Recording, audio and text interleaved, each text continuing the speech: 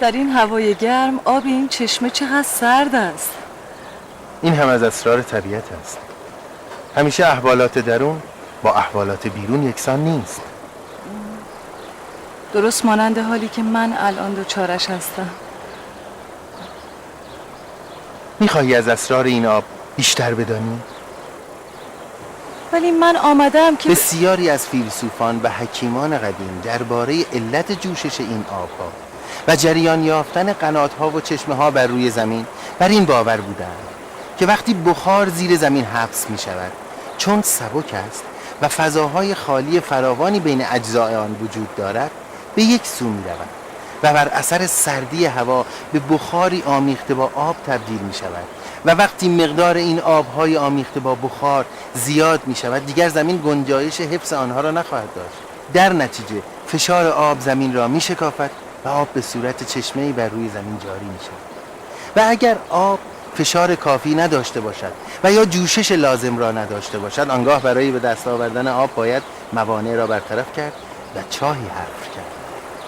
چه بگویم جابر؟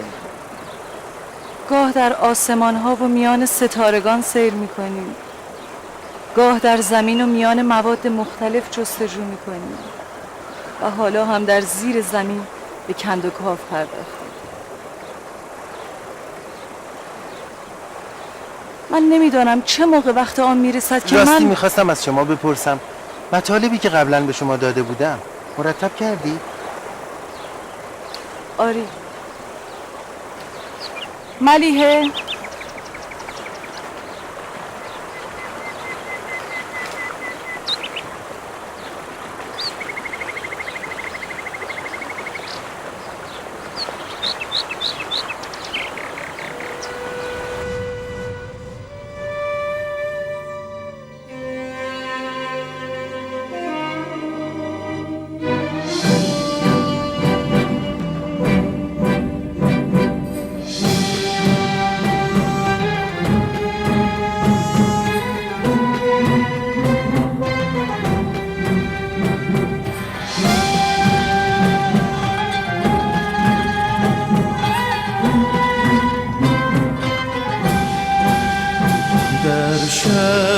چراغی کو گویی همه در خواب این مرک اندیشم بی سایه و مهتابند، بی سایه و مهتابند. تا چند در این پیله در تار تنیدن ها پروانه شدن باید، پروانه شدن باید تا اوج پریدن ها.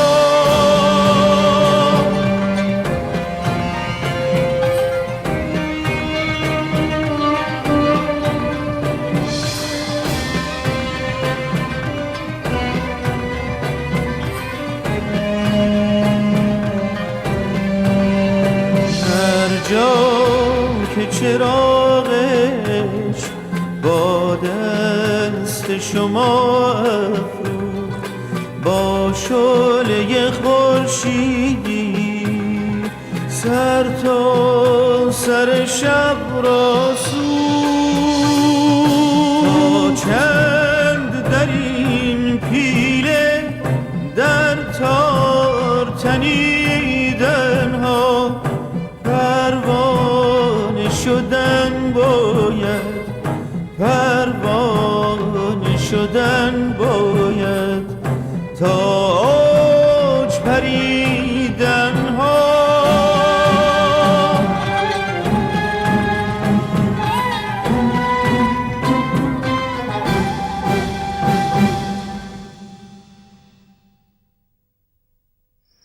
کاش روزگار این پنهانکاری ها به سر می رسید. آن وقت می توانستیم با جوانان با ایمانی که آموزش داده ایم یک شبه بساط عباسیان را از خراسان برچینیم. نکند می خواهید کار ابو مسلم را تکرار کنید. حواستان باشد به دیگران هم بگویید کاری که ابو مسلم کرد مورد تایید مولایمان جعفر ابن محمد نبود. ولی همه میدانند اگر ابو مسلم نبود عباسیان نمیتوانستند امویان را سرکوب کنند و این چنین حکومت را در دست بگیرند. فکر میکنی برای چه امام صادق دست رد به سینه ابو مسلم زد؟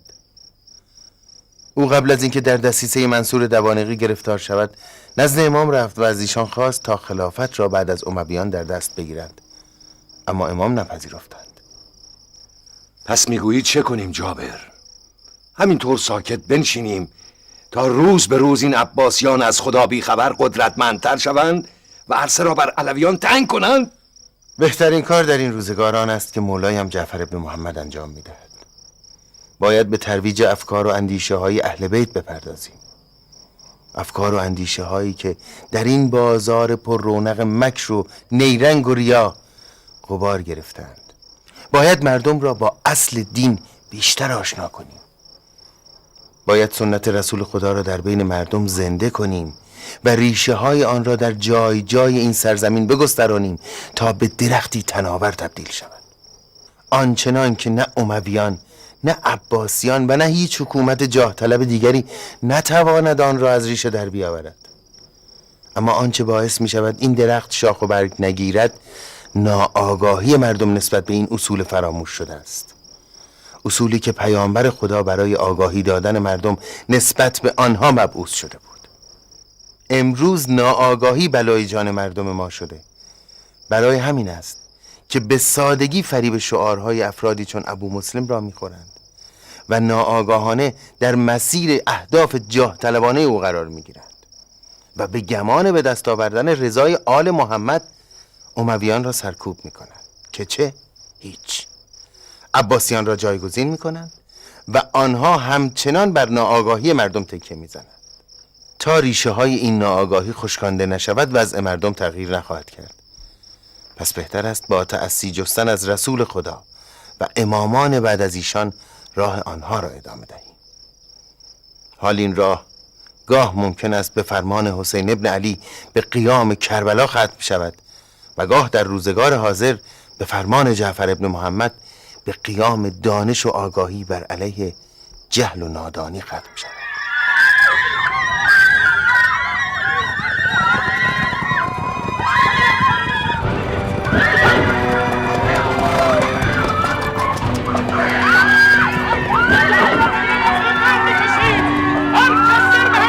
با افول قدرت امویان عباسیان نیز فرصت را غنیمت شمردند و با شعار الرضا من آل محمد و با یاری مردم ایران و عراق امویان را ساقط نمودند.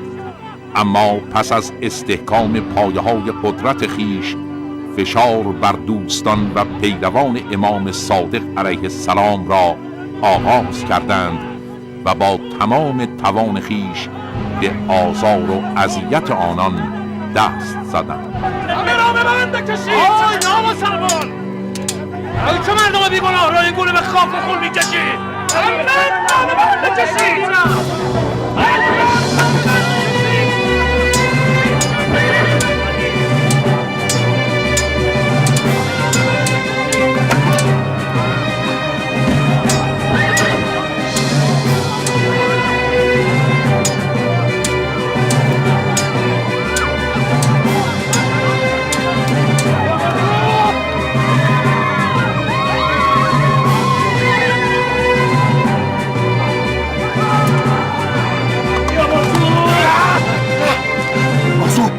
صلیب جابر برسان و از خطر آگاهش کن. آنها قصدشان کشتن پسر حیان است. او را هرچه زودتر به مخفیگاه بیرون شهر ببر. برو از پشت بامها برو. من اینها را دست به سر می‌کنم. برو برو.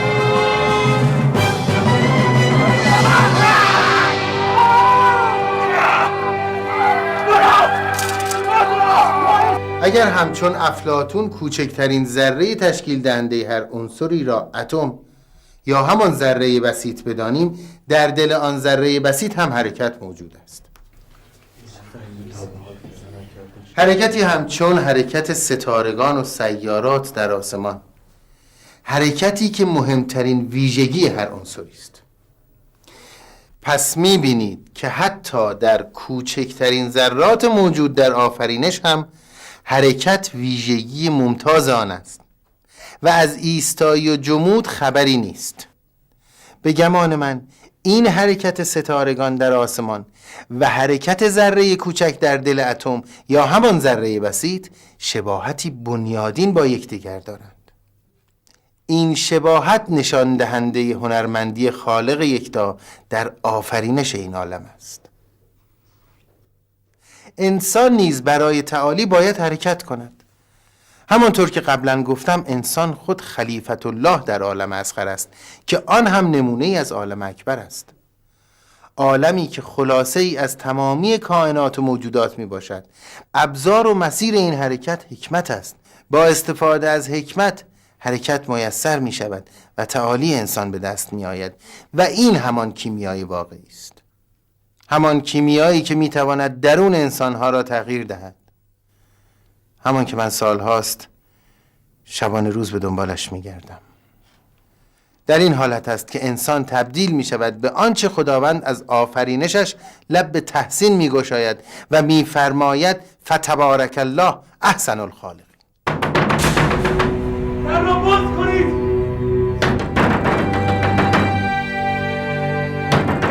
آرام باشید، آرام باشید.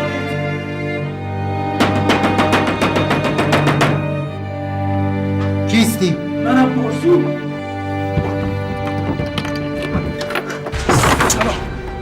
چه شده برزو اینقدر آشفته ای؟ سربازان به محله علویان حمله کردند و دوباره آزار و اذیتشان را شروع کردند. خب این که تازگی ندارد. سالهاست که رسم حاکمان این است. شیعیان علی کی آرامش داشتند؟ اما این بار فرق می‌کند. آنان خون علویان را حلال کردند و قصدشان این است که هیچ علوی و دوستدار اهل بیت پیامبر را باقی نگذارند. شما بهتر است به خانه‌هایتان بروید و مراقب خویشان خود باشید. بروید، وقت تنگ است، معطل نکنید. بروید عزیزان من، بروید. مراقب باش. اسماعیل.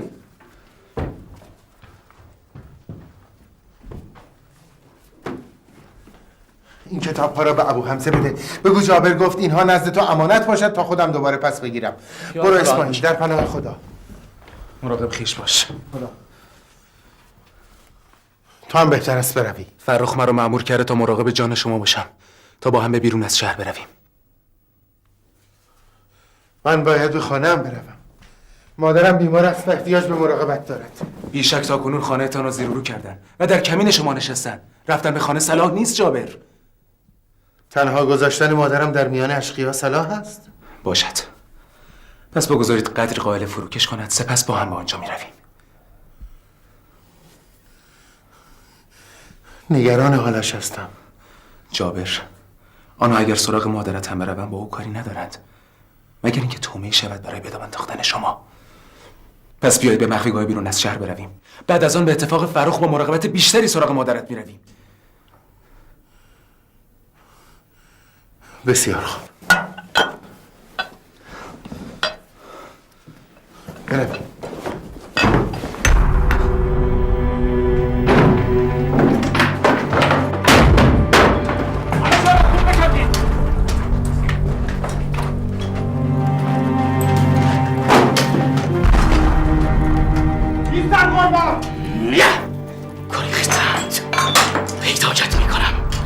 زیر زمین هم رفته باشی به چنگت میآورم پسر حیام.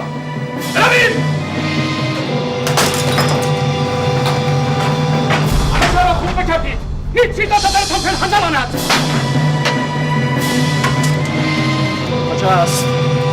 کجاست؟ بیش از این ما را معطل نکن پیرزن عجوزه. من از کجا بدانم کجاست نامسلمان؟ مگه ما چه گناهی مرتکب شده ایم که این گونه ستم میکنی؟ صدایت را بلند نکن که به اندازه کافی جرمتان سنگین هست. مانده بود که به مأمور حکومت اهانت کنی، چه کردی؟ شما علویان را نمیتوان با زبان خوش آرام کرد. از کوچکترین فرصتی برای سرنگونی حکومت دریغ نمی کنید. حال میگویی پسرت کجاست؟ یا بگویم به سلابت بکشند؟ چرا حرف زور میزنی؟ چند بار پرسیدی جواب تو دادم. من از کجا بدانم که او کجاست؟ مگر چه گناهی کرده است که اینجور دنبالش میگردی؟ او که سرش به علم و کتاب است، چه کار دارد به سرنگونی خلافت؟ همان علم و کتابش از 100 شمشیر بران خطرناکتر است. اگر دست به شمشیر می برد خودم تکلیفش را یک سره می کردم. های ابلهان، چرا ایستاده اید؟ چرا بیهوده به دور خود میچرخید؟ بروید و با سربازان بیشتر محله اطراف علویان را محاصره کنید. بروید! تسخرمان!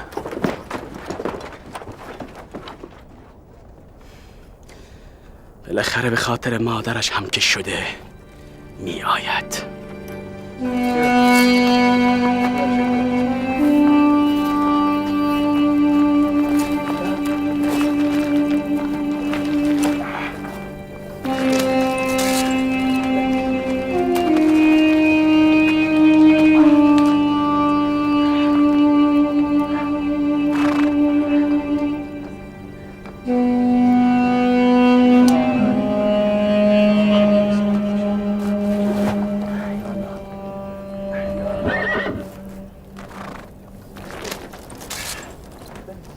خدا را شکر که زخم عمیقی بر نداشتی.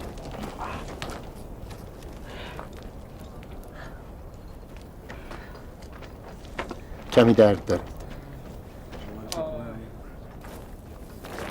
انشاءالله با مرهمی که روی آن میگذارم به زودی خوب خواهد شد. خدا را شکر که برزو به موقع به شما رسید و خبرتان کرد. مثل گرگ گرسنه به دنبال شما بودن. از اینکه به فکر من بودید سپاسگزارم. حکیم و دانشمندی که در مکتب مولایمان امام صادق کسب علم کرده برای ما گوهری گرانبهاست. هرچه جان و توان در بدن داریم فدای تو باد. جابر، نباید جان تو به خطر بیفتد. همه مسلمین به تو افتخار میکنن، چه رسد به ایران و ایرانی.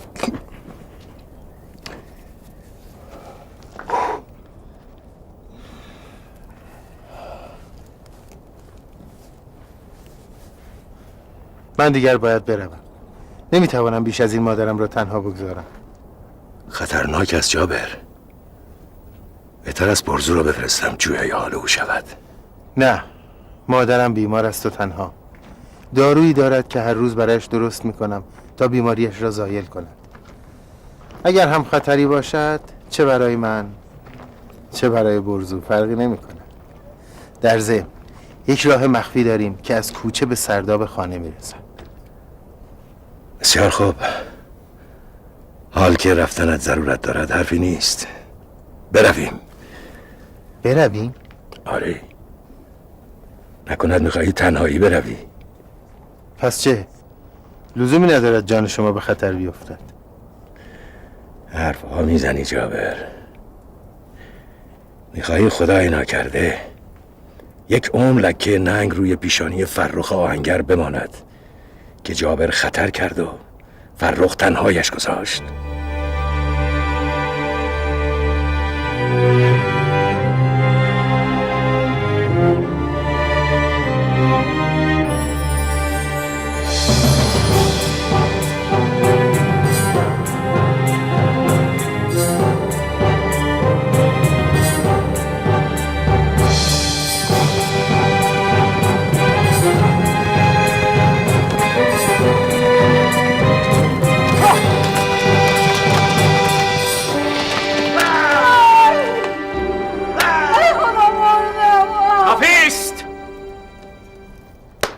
اگر تا شب زبان در کام گیری و چیزی نگویی، من و سربازانم آنقدر جان در بدن داریم تا تو را با تازیانه به حرف درآوریم. اما به تو رحم میکنم و فرصتی دوباره میدهم تا لب بگشای و بگویی که جای جابر کجاست. میدانی که کشتن تو و پیدا کردن مخفیگاه جابر برای ما کاری ندارد. من از کشته شدن به دست شما ظالمین باکی ندارم. اگر تا شبم مرا بزنید باز میگویم نمیدونم کجاست. اگرم بدونم مطمئن باشید که به شما نمیگفتم. که چیزی نمیگویی هان؟ چیزی نمیگویی هان؟ به حرفت میام رافضی کسافت.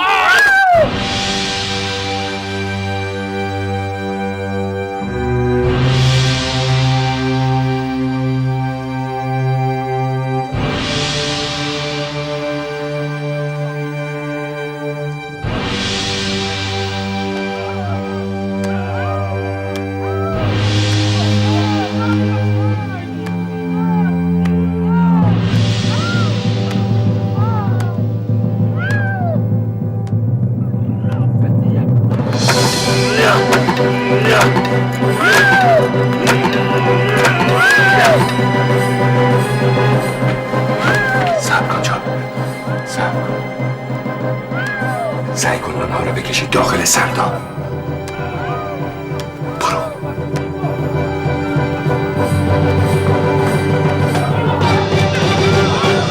پروانه ها، اگر دنبال من میگردید من اینجا هستم. با مادرم چه کار دارید؟ بی ارزه های احمق، این گونه همه های خانه را گشته بودید؟ بروید و بگیرش کنید مبادا بگریزد. بروید! وایسا!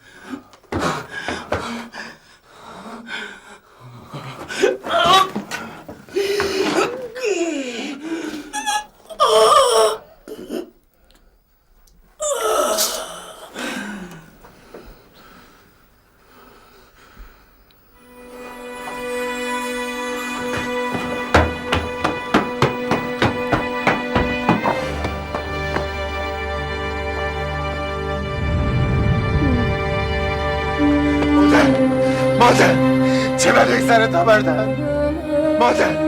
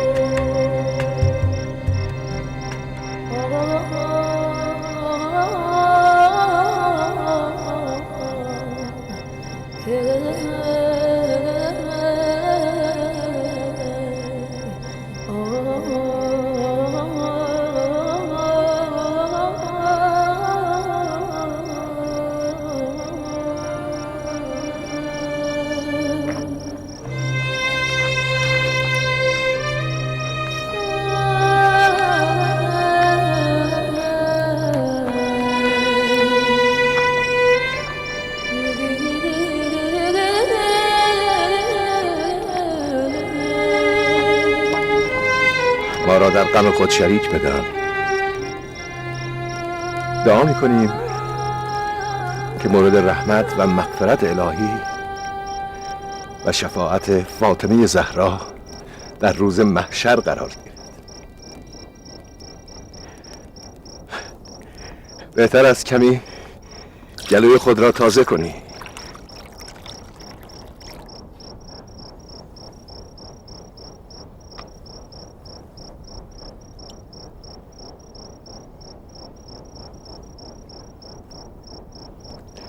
دیگر ماندن در خراسان صلاح نیست.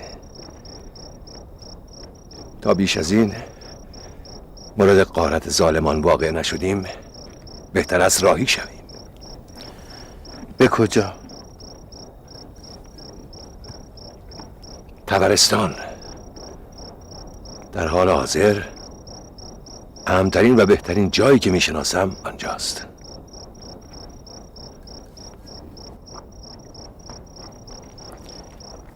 طبرستان جای امن و آرامی است، اما به شما توصیه میکنم به قم یا به کاشان بروید. آنجا مأمن شیعیان است و حاکمان آن دیار کمتر علویان را مورد آزار قرار میدهند. شما هم به قم یا کاشان میروید؟ نه، من عازم عراقم، بصره، شایدم کوفه. یعنی میخواهید از ما جدا شوید؟ چاره ای نیست، مسئولیت ما سنگین است. سختی های فراوانی را باید تحمل کنیم. هجرت است، ثوابش کمتر از سالها عبادت نیست. لااقل اجازه دهید ما هم در رکابتان به عراق بیاییم. ما در قم یا کاشان غریبه این کاری از دستمان بر نمی آید. در قم شخصی به نام عیسی بن عبدالله است، از دوستداران امام. به او نامه‌ای می نویسم تا پذیرای شما باشد. تا قم مسیرمان یکیست، پس در راه بیشتر می توانیم صحبت کنیم. نه، من از بیراهه ها می روم. آخر چرا؟ خب معلوم است، مایه دردسرم. در بین هر جمعی که من دستگیر شوم جان همه به خطر می افتد. فدای وجودت جابر، خطر به جان میخریم اما تنهایت نمیگذاریم. جانتان را فدای مکتب مولایمان کنید، نه بنده بی مقداری مثل من. در ضمن عمر ما دست خداوند است. مهم وظیفه است که به گردن ماست.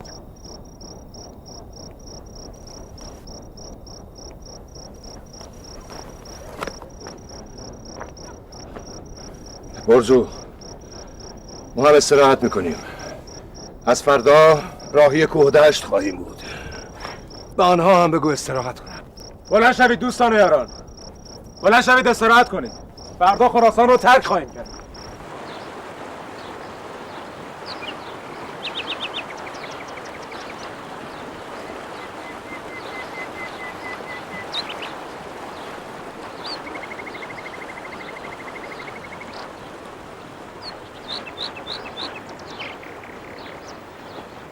خراسان نتوانست گوهری چون شما را در خود نگه دارد. بخت با من یار نبود. شما و خانواده تان نیز به خاطر حمایت از من آواره شدید. برای من افتخار بزرگی است که به خاطر شخصی چون شما آواره بیابان ها شدم.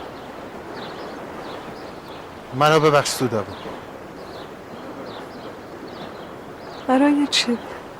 بارها به شما گفته بودم زندگی مشترک آرامشی میخواهد که گویی در تقدیر من نوشته نشده. این از سیاهی تقدیر من است، نه از نارامی تقدیر شما. شاید این دو باید مکمل هم باشند تا سرنوشتی بهتر از من نصیب تو شود. کاش این را نمی گفتی جابر. سودابه آنقدر سختی کشیده که در دریای ناآرام زندگی جابر ساحل آرامشی باشد. ولی جابر نه آنقدر خودخواه است که آرامش زندگی سودابه را برهم زند و نه آنقدر بیرحم که بتواند آوارگی های او را ببیند. معلوم می شود که من نتوانستم اعتماد جابر را جلب و لیاقت خود را به او ثابت کنم. تو هم مورد اعتماد منی، هم در شایستگیت شک ندارم. اما مسیری که این جدایی پیش روی ما قرار داده مسیری ایمن است برای تو. باشد جابر.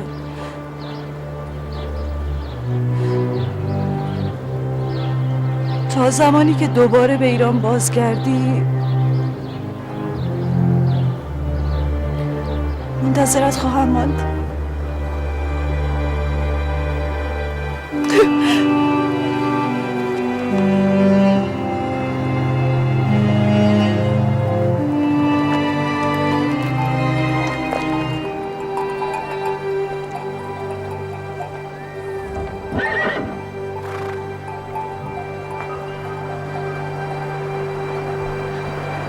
خب جابر، بهتر است تا خطری تهدیدمان نکرده راهی شویم. آره، اینجا راه ما از هم جدا می شود. شما را به خداوند بزرگ می سپارم. دلمان برایت تنگ می شود جابر. انشاءالله به زودی این جدایی به پایان می رسد و دوباره همدیگر را خواهیم دید. به قم که رسیدید این نامه را به عیسی بن عبدالله قمی بدهید و سلام مرا به او ابلاغ کنید. انشاءالله به عراق که رسیدم دوباره برایتان نامه خواهم داد. شما نیز مرا بیخبر نگذارید. به امید دیدار.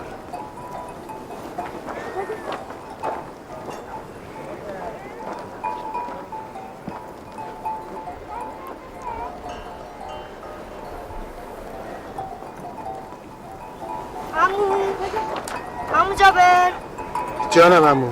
میخوایی بروی؟ آری عزیزم.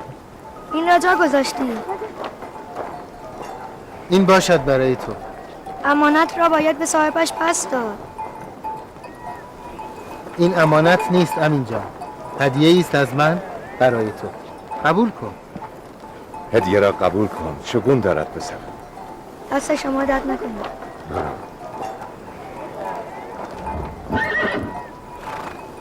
فرخ، تو خود نیک میدانی که سودابه و خانوادهش پشت و پناهی ندارد. بعد از خداوند آنها را به تو میسپارد. خاطرت آسوده باشد جابر. آنها را از جان عزیزتر دارم. به امید دیدار فرخ.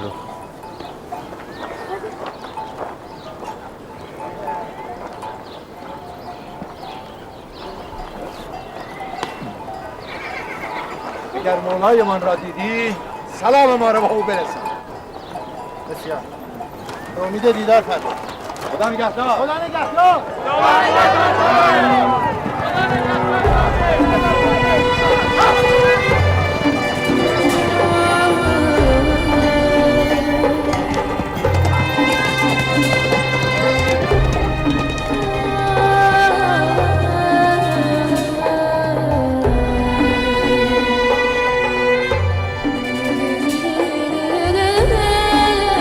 حرکت میکنیم! حرکت کنیم! حرکت میکنیم! حرکت میکنیم! حرکت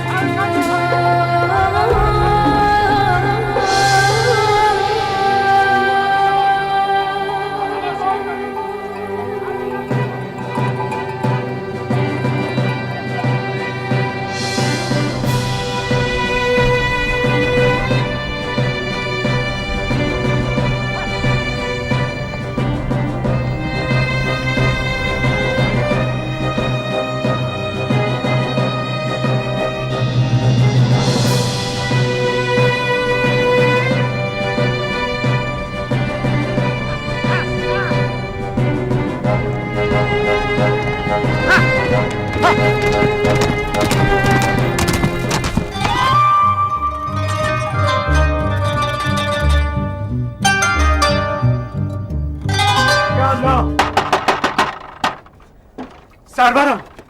سلام بانو. سلام. سرورم کجاست؟ سرورم! صبر کن شوقی. بله بانو. چه خبر شده؟ میدانی یعنی چگونه بگویم؟ راستش چه شده شوقی؟ سلام سرورم. سلام. بیا داخل. چشم سرورم. با اجازه بانو.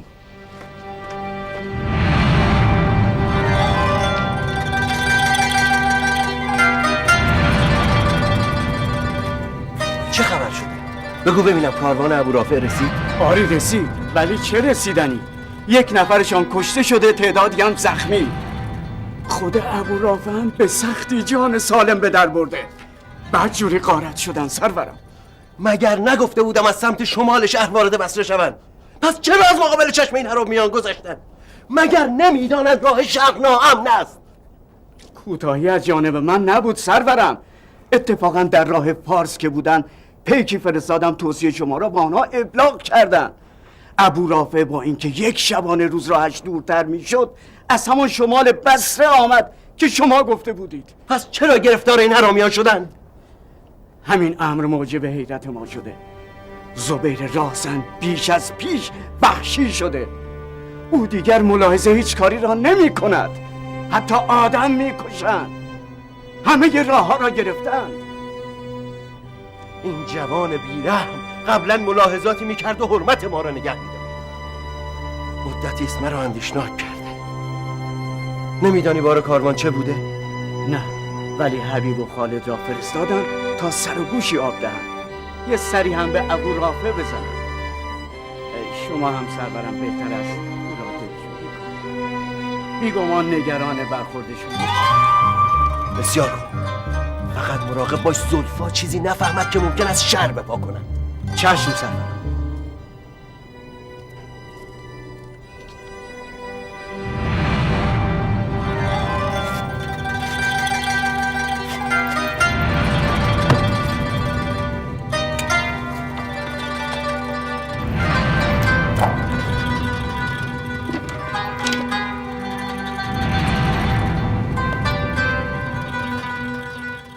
بالاخره یکی باید پیدا بشه تا شرتو کم کنه. میدونم باهات چیکار کنم. میخواهی چه کار کنی دختر؟ شما چرا از جایتان بلند شدید مادر؟ راه رفتن برای شما جز هلاکت سودی ندارد. میخواهید بر شدت بیماری خود بیفزایید؟ جوابم رو ندادی. گفتم میخواهی چه کار کنی؟ شما نگران نباشید مادر. خیالتان راحت. جز خیر قصدی ندارم. این چه خیری است که با خود تیر و کمان و خنجر برداشته ای؟ شما بهتر است استراحت کنید. گفتم که نگران من نباشید. زلفا، تا ندانم چه در سر داری و عزم کجا کرده ای اجازه نمیدهم از اینجا بیرون بروی. فعلا فرصت توضیح دادن ندارم. وقت تنگ است. بماند برای بعد. صبر کن. تا زنده ام تنها دلخوشیم تو هستی دخترم. دوست ندارم بلایی سرت بیاید.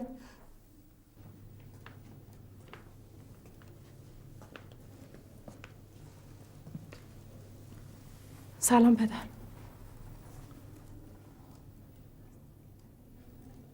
سلام. خدا را شکر که آمدی مرد. سلام. اینجا چه خبر است؟ جنگ و جهادی شده که من از آن بیخبرم، یا قصد ملحق شدن به راهزنان بصره را داری که این چنین لباس رسم پوشیده ای و سلاح برداشته ای؟ هان؟ تا کی باید بمانم و خبر بیارن که راهزنان اموال کاروانیان شما را غارت کردند پدر؟ داغم را تازه نکن دختر.